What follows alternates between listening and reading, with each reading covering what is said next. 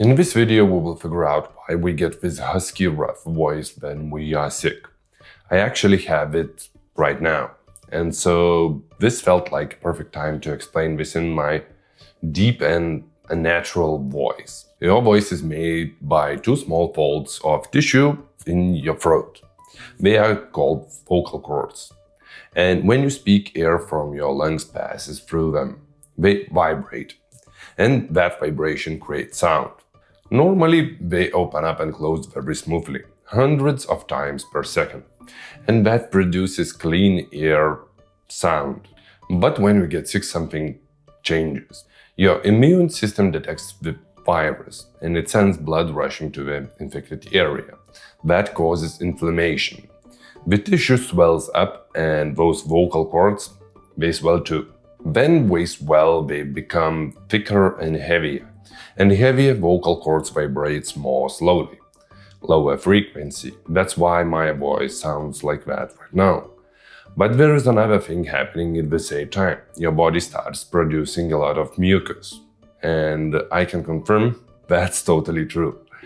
That mucus coats the vocal cords. It makes them sticky and uneven. And instead of vibrating cleanly, they kind of stick and release. That uneven vibration is what creates that rough, scratchy, husky quality. It's not one thing, it's two things at the same time. Swollen cords vibrating slower and mucus making them vibrate unevenly. Now, here's something interesting. Some people actually like this voice. There are singers who sound better with slightly rough voice.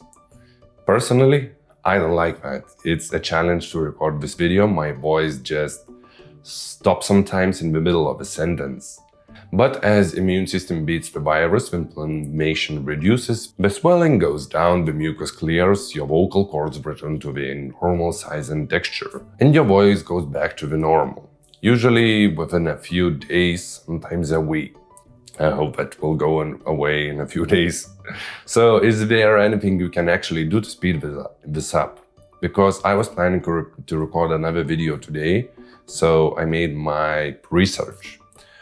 And actually you cannot force the inflammation to go away faster, but you can stop making it worse. The biggest one is to rest your voice. And that's the first mistake that I'm making right now.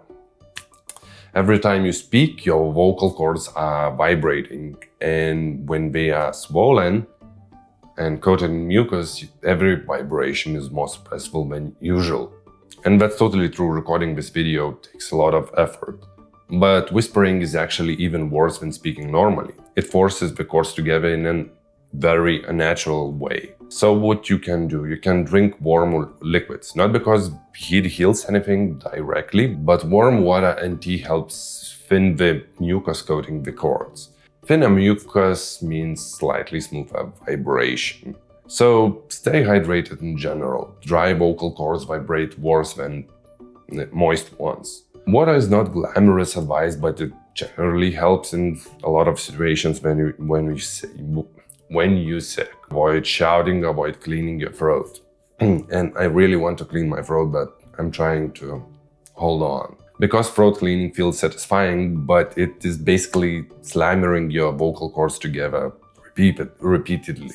And also steam helps. Sitting in a steamy bathroom or over a bowl of water, that brings moisture directly to the throat. Also tried this Galera voice thing before recording.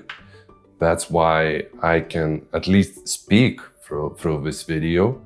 And I can say that it helps a little, but it doesn't make wonders.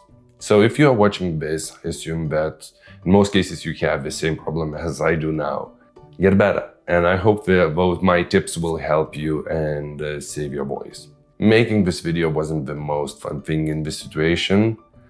I guess I extended my sore throat time a little bit. But if you liked this, I have a video about why glue doesn't glue inside the tooth. Same ideas, something you never thought to ask. It is right here, or here, I don't know. It's here probably. And here is another video that you might like if you don't like the glue video.